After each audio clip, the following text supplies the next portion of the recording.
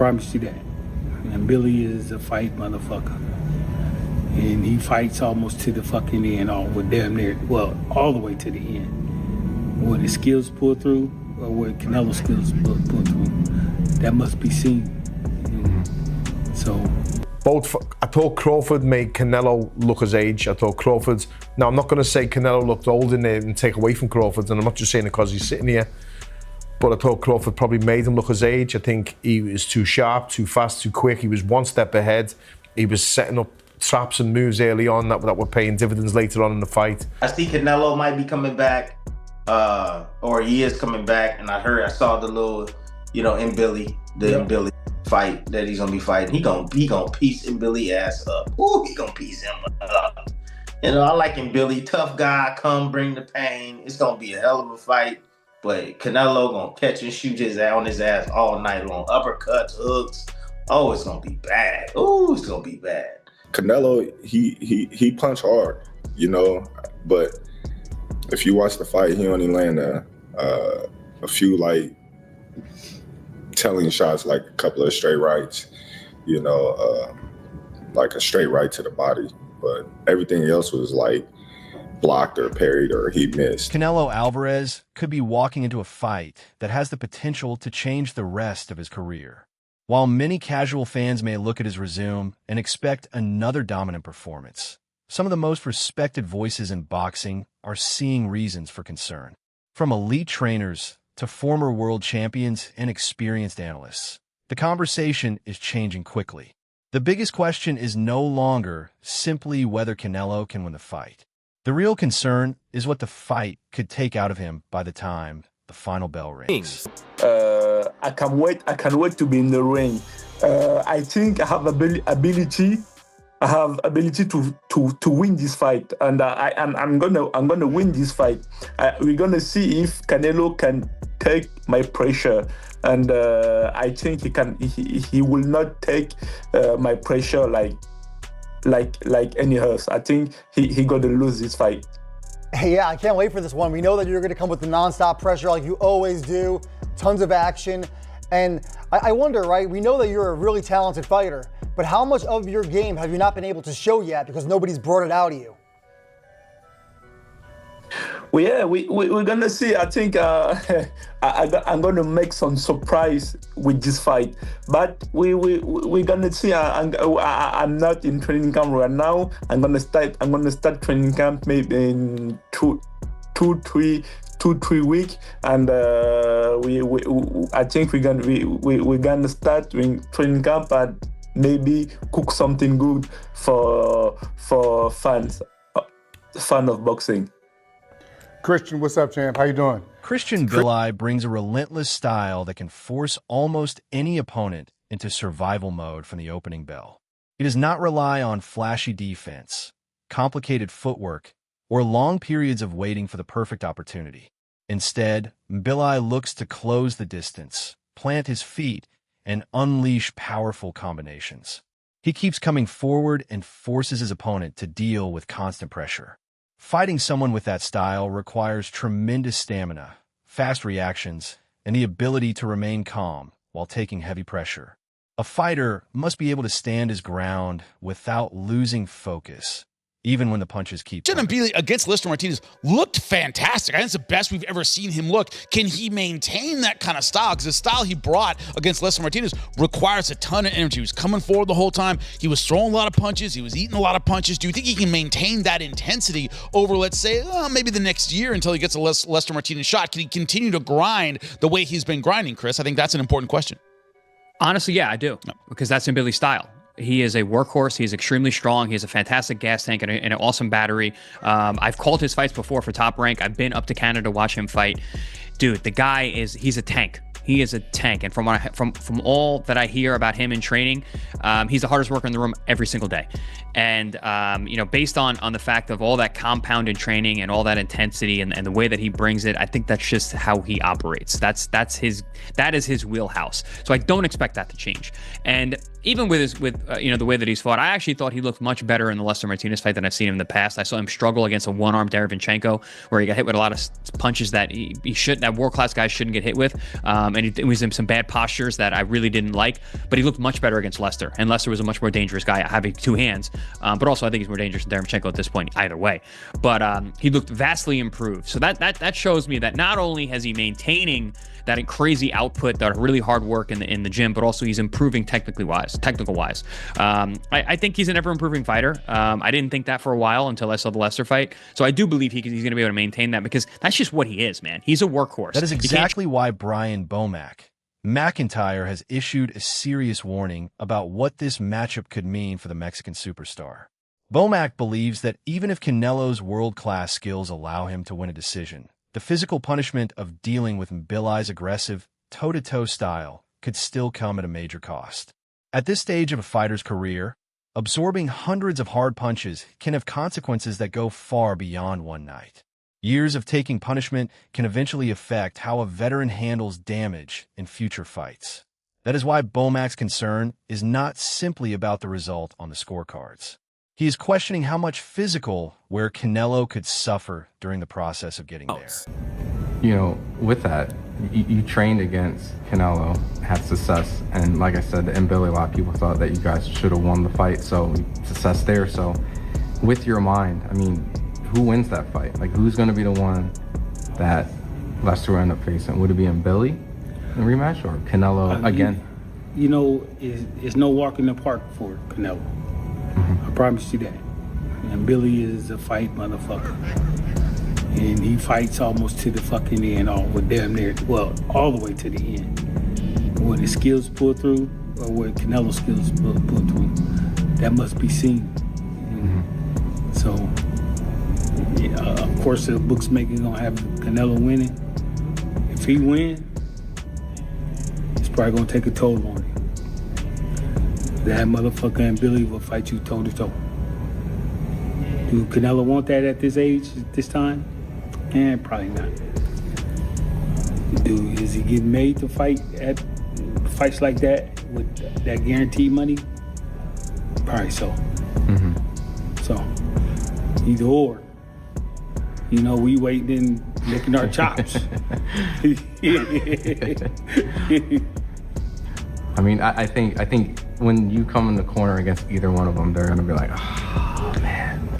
Well, yeah. Well, I would be. Terence Crawford has also offered his thoughts, providing a more technical look at Canelo's recent performances.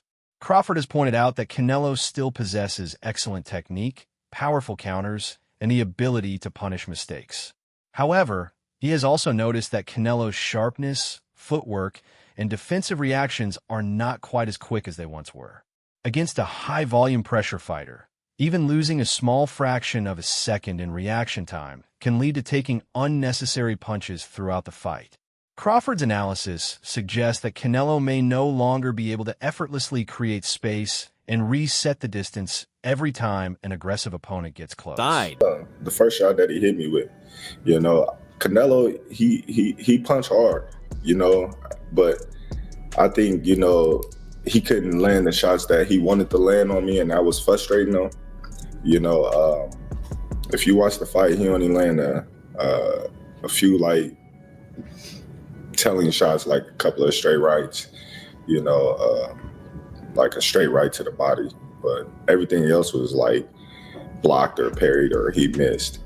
You know, when I say Mean Machine hit harder than him, I could say Mean Machine caught me with more cleaner punches that, you know, I felt more than Canelo.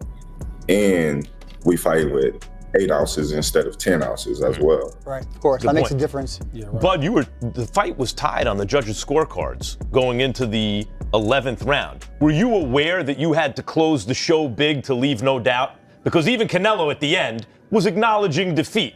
But had those last two rounds been close, maybe we're not talking about the fight the same way we are right now, right? Were you aware that you had to close it? Of course. You know, my corner, you know, going into the championship rounds, they just kept yelling at me, you got to close the show. You got to win the championship rounds, because they're not going to give it to you. You got to win the championship rounds, because it was one round where, you know, I dominated in the scorecards. They gave it to Canelo, and that just changed the whole mentality of the fight. Former world champion Timothy Bradley Jr. took the technical discussion even further by focusing on the physical demands of the matchup. Bradley warned that Mbilli's nonstop pace can force opponents to spend enormous amounts of energy simply trying to keep him under control. Mbilli does leave openings that Canelo could potentially exploit with his powerful hooks and accurate counterpunches. However, Bradley believes the bigger challenge will be maintaining enough energy to deal with that pressure for 12 full rounds. If Canelo spends too much energy trying to slow Mbilli down early, his stamina could become a serious problem later in the fight. And if fatigue begins to set in, the final rounds could become extremely dangerous. Or he is coming back, and I saw the little, you know, Mbilli, Mbilli fight that he's gonna be fighting. He gonna piece Mbilli ass up. Ooh, he gonna piece him up. You know, I like Mbilli, tough guy, come bring the pain. It's gonna be a hell of a fight. But Canelo gonna catch and shoot his ass on his ass all night long. Uppercuts, hooks. Oh, it's gonna be bad. Ooh, it's gonna be bad. And you know, Canelo gonna look like, you know, he gonna look like He-Man again. Like he's back. Yeah. Oh yeah, he gonna look like he's back.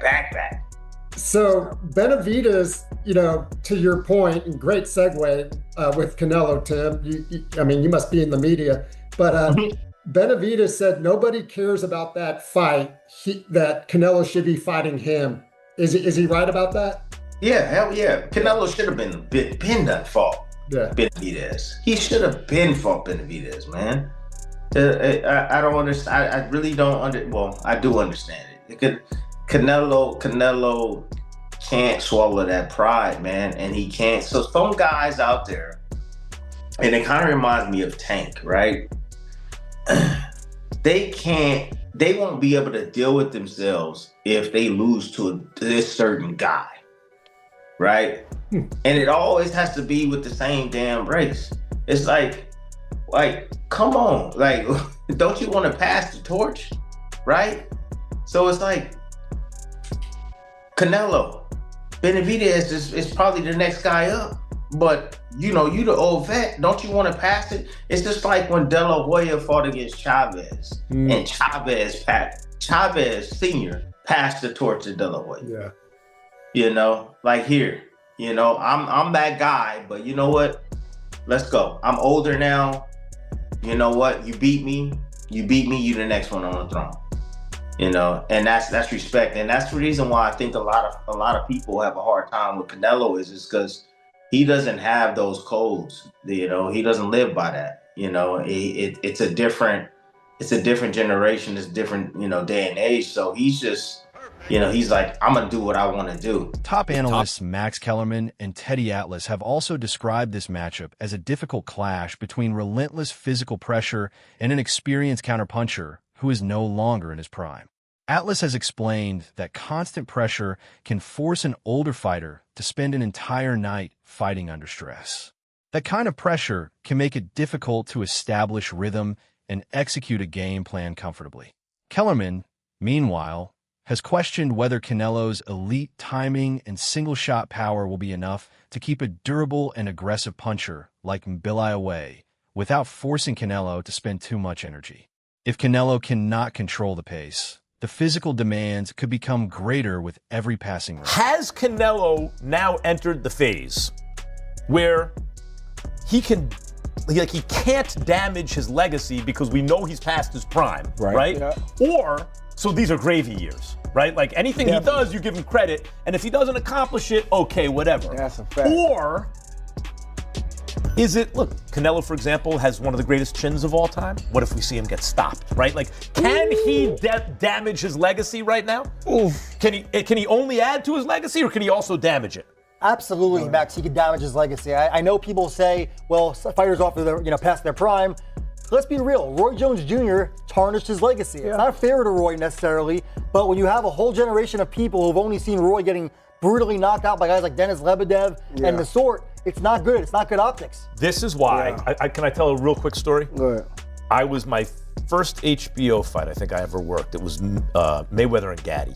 And Roy was doing the announcing ringside, and I was up with, doing the desk, the podium, and from the host position. And I mentioned, someone talked about Roy, and I said he was damaged goods.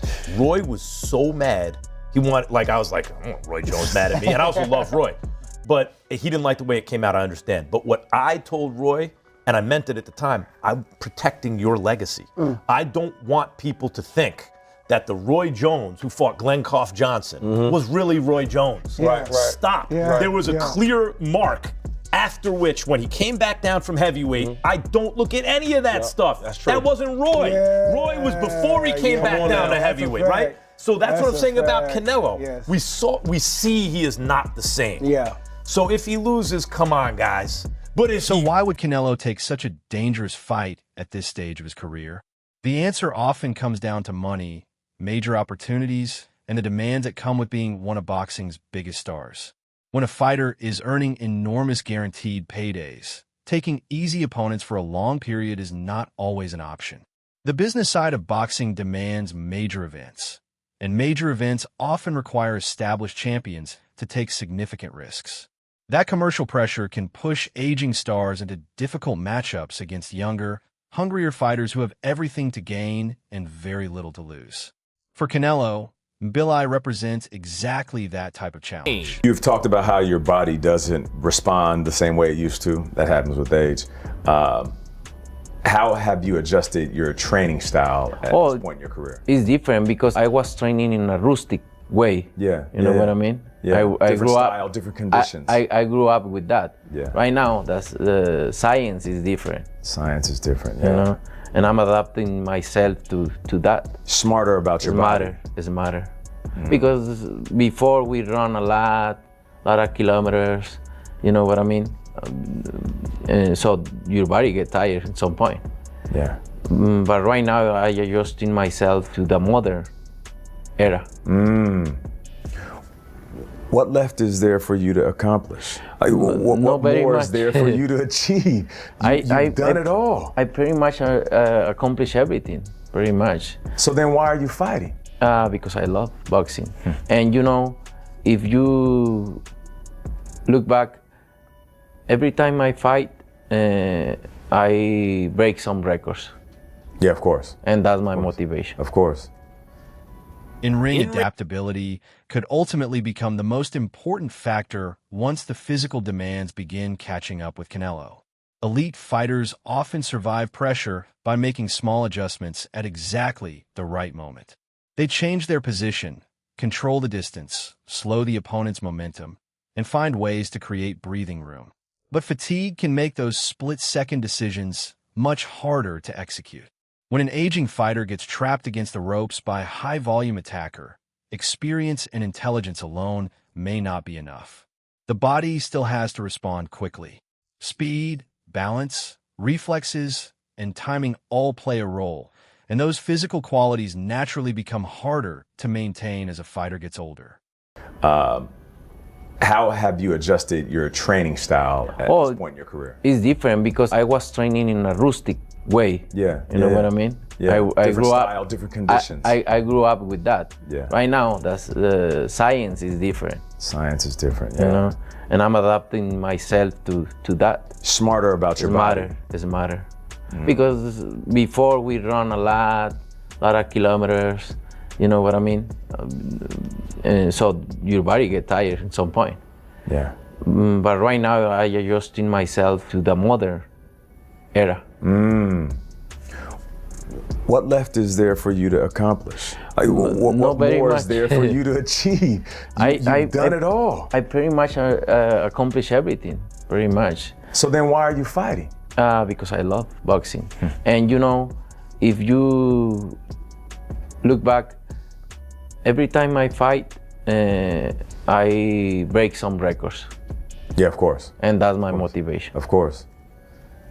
This fight could end up being much more than another title defense on Canelo Alvarez's legendary resume. It could become the moment when the physical decline that comes with age becomes impossible to ignore. Facing a relentless fighter like Christian Mbilli could push Canelo to the limits and potentially drain some of the remaining durability he has built throughout his career. And that is what makes this matchup so interesting. The biggest question is not simply whether Canelo wins or loses. It is how much does he have to give up to win? If Canelo comes through, he could prove once again that his experience, power, timing, and ring intelligence are still enough to handle a dangerous young contender. But if Mbilli forces him into a brutal fight, the damage could affect everything that comes afterward. So, that's all for today. If you enjoyed the breakdown, make sure to like the video, subscribe to the channel, and turn on the notification bell so you never miss our upcoming boxing videos. And don't forget to share your thoughts in the comments. Do you think Canelo has enough left to handle Christian Mbilli? Or could this fight expose the first major signs of decline? Stay tuned, and we'll catch you in the next video.